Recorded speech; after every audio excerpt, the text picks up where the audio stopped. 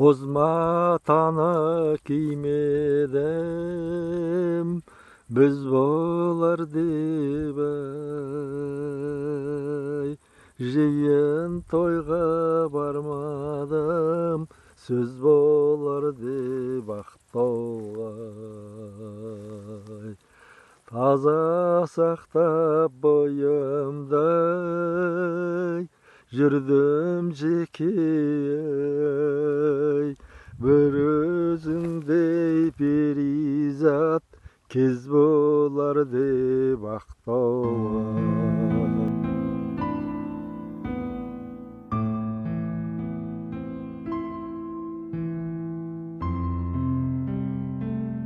Қазақтың көрнекті классик жазушысы Мархабат Байғұттың жарқын бейнесін оқырман қауым бүгінде сағынышпен еске алады. Кемеңгер жазушы оңтүстіктің ғана емес, бүкіл қазақтың сүйікті қаламгеріне айналды. Көркем сөз бен көсем сөздің кемеңгері, түркі әлеміне танымал тұлға, заңғар жазушы Мархабат Байғұттың ұлттық әдебиетке қосқан үлесі орасан. Заманауи қазақ прозасын Мархабат Байғұтсыз елестету мүмкін емес. Қазақ әдебиетінде Мархабат мақамдары нағыз брендке, жазушының ешкімге ұқсамайтын өзіндік өрнегіне айналды. Қысқа да нұсқа әңгімелерімен қазақтың Чехов атанған мақаңның қолтаңбасын қалың оқырман жазбай таниды.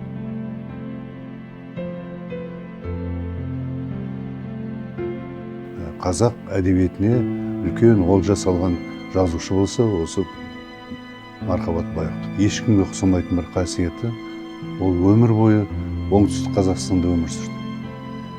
Өмір бойы сол жердің адамдарының мінез құлқын, жан дүниесін, арман мақсатын ерекше жазушы ретінде бізге жазып кетті.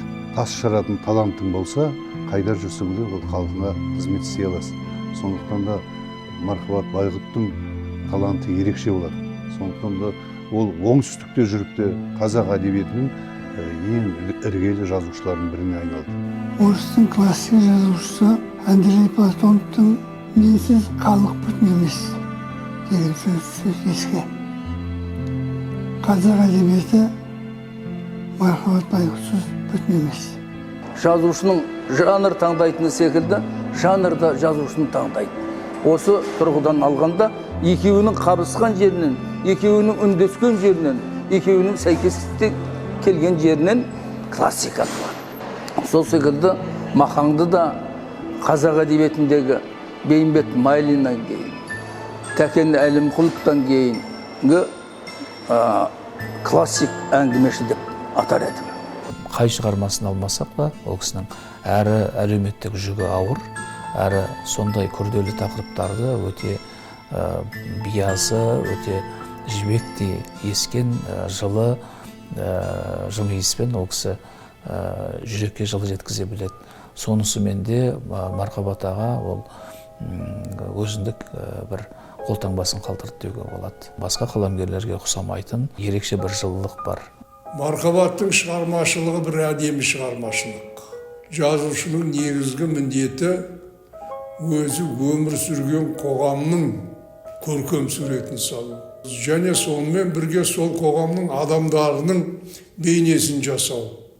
Солардың мінездерін ашу. Осы тұрғыдан алған кезде Мархабат өзінің заманының адамдарын бейнелеуде көп жазушылардан ілгері кеткен. Қаламгердің кез келген шығармасы мектеп жасындағы жастарға, ұстаздар мен ата-аналарға, тәрбиешілерге бағышталған, адамгершілік, мораль тақырыбына арналған. Үлкен кішінің, мақаңның туындыларын құмарта оқитыны да содан. Адамгершілік құндылықтарды насихаттайтын, тәрбиелік мәні терең, Мархабат Байғұттың интернаттың баласы, әдебиет пәнінің періштесі, патефон атты шығармаларын мектеп оқушылары үшін қазақ әдебиеті пәнінің оқу бағдарламасына енгізу туралы ұсыныстар жиі айтылып жүруде бекер емес. Мархабат Байғұт өмірдің соңғы кезеңіне дейін жазушылықты тастамады. Ол олма, Қаламгердің 75 жасқа толған мерейтойының қарсаңында Түркілер төрі Түркістан атты жинағының жарық көруі ұлттық әдебиеттегі айтулы оқиғаның бірі ретінде қабылданды. Түркілер төрі Түркістан тұтас бір мәдени тарихи институт атқаратын жүкті көтергендей аса құнды кітап. Мархабат Байғұт көптеген тың бастамалардың, қоғамда кеңінен қолдау тапқан тамаша идеялардың авторы, бастамашысы болды. Арыс алды ынтымақ, ұлысымның ұйытқысы оңтүстік, қауіпсіз стелі тағылымы бозарықтан боз торғайға дейін. Бұлардың қай-қайсысы болсын, оңтүстік өңірінің айтулы рухани жобаларына айналып, қоғамда үлкен резонанс тудырып отырды. Оңтүстік Қазақстан әкім болып келгенмін. Өзі бір қиын жағдай еді, өзі білесіздер. Мынау балдар спид ауруына шалдығып, қоғамда көңіл түсіңкіреу болды сондай. Сол кезде мен қоғам қайраткерлермен ақылдасып, не істейміз енді деген кезде Мархабат ағамыз өте үлкен шаруа жасады, қасымда жүрді. Сол кезде айтты, онда біз бұл жерде елдің еңсесін көтеру үшін мынау қазақстандық зиялы қауымды жұмылдырайық. Осы жерге жазушылар болсын, жаңағы халық артистер болсын, келіп апта сайын жиі бір кездесулер өткізіп тұрайық деп сондай бір бастама көтерген. Қандай Әбіш Кекілбаев бастап, одан жаңағы Смағұл Елубай, Қадыр Мырзали, жаңағы Төлен Әбді, бәрі келді, классиктер. Сол кісілердің деңгейіндегі ағамыз еді. Жаңағы айтып отырсыз, Беткүштар оңтүстіктің қай жерде болсын, бір маңызды бір кездесу болатын болса, бір үлкен қонақтар келетін болса, соны жүргізуге де, сол жерде бір парасатты елдің сөзін айтатын жалғыз мен ойлаймын, осы жерде Беткүштар біздің ағамыз Мархабат Байғұт болды. Өткен күзде бір осы Шымкентте бір жиын өтетін болды.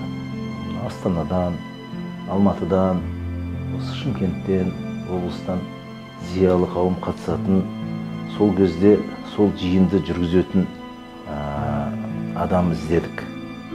Сонда деңгейі, мәдениеті, білімі, ой өрісі осы Махаң сияқты азамат бар ма деген бір сұрақ туындады. Әрине оны табу мүмкін емес еді. Махаң енді қайтып келмейді ғой, бірақ мен бір ойға келдім, осы Махаңның деңгейі, Махаңның сол талғамы, Махаңның ой өрісі белгілі бір өлшемге айналғанын сездім. Мархабат Байғұт тек көрнекті жазушы емес, керемет оратор еді. Жобаларының өміршеңдігі, танымалдылығы көбінесе идея авторы Махаңның басқосуларды жүргізу шеберлігіне де байланысты. Жазушының көпшіліктің алдына шығып сөйлеген сөзі, тың ойлары, ұтымды пікірлері, тапқырлығы әрдайым аудиторияның шынайы ықыласына ие болып отырғаны анық. Біз қандай да бір жиын болған кезде келемізді кім басқарады дейміз, модератор кім дейміз.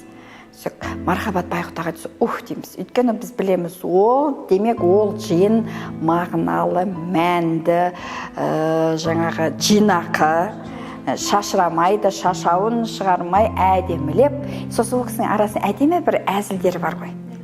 Бір әдемі жарасымды әзілдері бар. Енді ол әр тұрған сөз берілетін адамға да әдемі әзілін айта салған кезде ана кісі, сөз берген адам, отырған жерінен мінберге көтерілем дегенше бір соған бір әзілді лақтыратдағы айтып жіберген кезде біз бәріміз күліп, осылай бізді сергітіп алып, серпілтіп алып отыратын. Бұл өнер. Мархабат Байғұттың жанына ең жақын тұтатын қаламгерлердің бірі халық жазушысы Шерхан Мұртаза еді. Даңқты Шерағаң сонау 90-шы жылдарда Киік отын көксеу атты толғауын жазып, онда Мархабат Байғұттың жазушылық шеберлігіне тәнті бола отырып, былай жазған екен. Бұл жазушыда жаратушы өзі бұйыртқан уыз тіл бар. Қазір жазушымын деп шіренгендердің көбінің тілінде уыз кемшін. Уызға жармай көк базардан көп шалап ішкендер. Бұл жазушыда Құдай өзі берген көз бар. Көз әрине бар. Ол кімде жоқ, адамдардың бәрінде дерлік бар. Шын жазушының көзі көкірегінде. Ол маңдайға біткен екі көзден басқа, жазушы сонымен суреткер. Айтулы Шерхан Мұртазадан мұндай баған алған тағы кім бар дейсіз? Мархабат Байғұт халықаралық деңгейде әбден танылған қазақ жазушыларының бірегейі. Түркі әлеміндегі орны бөлік, әсіресе өзбек аудиториясына кеңінен танымал. Насыр Фазилов ағамыз аукцион деген хикаясыны өзбекшеге аударған бірінші кезде. Онда ол кездерде дәулет мүліктері басқалар әлі аукционға қойылмаған кездер еді Өзбекстанда. Сондықтан ба өте бір танымал болып кетті сол. Екінші Өзбекстанға танымал болуы. Әкімді әйелі деген хикаясыны Мехманқұл Исламқұлов деген кісі аударды. Өте бір шеберлікпен аударған. Сол аудармада өте бір танымал болды. Мехманқұл ағам айтты, бұл хикаяны деді, Өзбекстан президенті оқыпты деді. Оны бір қазыл деп айтып басақ, шынымен Өзбекстан президенті соны оқыған екен. Сөйтіп, барлық әкімдерді жинап алып, міне, сендер осы әңгімені оқыңдар деген екен. Ол да болса жазушының шеберлігін байқатады. Қазақ тілінде жазылған шығарма өзбек оқырмандарына жетіп жатса, ол енді Мархабат ағамыздың әлемдік деңгейдегі жазушылардың қатарында деуге болатындығын айғақтайды. Қазақ әдебиетінің биігі, дара жүйрігі саналатын Мархабат Байғұт қаламына адалдық таныта білген жазушы. Дегенмен, оның шығармашылық жолы оңай болды деп есептеген адам қателеседі. Аудандық, облыстық газеттегі жұмыс кез келген шығармашылық адамын жегідей жейтін, шығармашылығын тұсаулайтын жұмыс. Мен Ордабасы ұлттар кезінде 42 жыл редактор болдым. Бас редактор. Осында сол уақыттың бәрі бос өткен сияқты маған. Шығармашылықты жеп қояды. Бірақ Мархабатта екеуміздің өлермендікпен ерекеске келдік. Өкініші де бар. Күйбеңтірлікпен уақытым көбі өтіп кетті. Таза айланысуыма да уақыт өте аз болды. Қай кезде жазасыз деп сұрағандарға, жаңа журналистерге, жұмыстан демалысқа шыққан кезде бір айлық демалысымда сол нелерге, санаторияларға барып сол кезде жазам. Демалыс күндерімде жазам. Қалған уақытта сол жұмыста босай алмадым мен деп өкініші бар. Жазушы, публицист, драматург, әдеби аудармашы, қоғам қайраткері Мархабат Байғұттың көпшілік біле бермейтін басқа да қырлары, қасиеттер жоқ емес. Оны Мағаңның жанында жиі жүрген әріптестер ғана біледі. Мағаң тек қана қарабайыр журналист болып қана болған жоқ. Оның жүрегі жырлап тұратын ақын бол. Бірақ ол ақындығын жариялаған жоқ, тысқа шығарған жоқ. Мағаңның Әселханмен айтысында да куә болдық. Кез келген ақынменен тең дәрежеде өлеңменен айтысатын ақындығы болды. Бұны көп адам білмеуі де мүмкін. Мен жазба ақындардың жазығы не деп, жазба ақындардың мүшәйрасын ұйымдастырған болатынмын. Мағаң қазылар алқасында болатын. Түскі үзіліс кезінде қазақ тілінің жанашыры әрі әнші домбыраменен әуелет ән салатын Татьяна Бурмистрова. Домбырасын қағып жіберіп, Мағаңа қарап, өзіңді ойлап еске алмау, қиын маған жарығым, кейбіреудей бос қалдау, бұйырмаған жарығым. Көзіңдегі көзімді, көрмейсің бе жарығым, айта алмадым сөзімді, өлдейсің бе жарығым. Жарығым ау жарығым, жетпейді сөзім бәрібір деп. Жаңағы өзі бір сондай әдемі, былай өтімді, жағымды қыз ғой. Сол кезде жас қой енді. Сол кезде не деп жауап береді екен деп бәріміз Мағаңның аузына төндік. Сол өлең десе, ән десе, сүрінбеген жарығым, айналайын көзіңнен күлімдеген жарығым.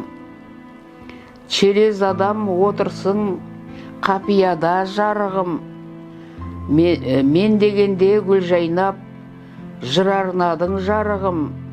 Соның өзі тар келмес тақияма жарығым деп.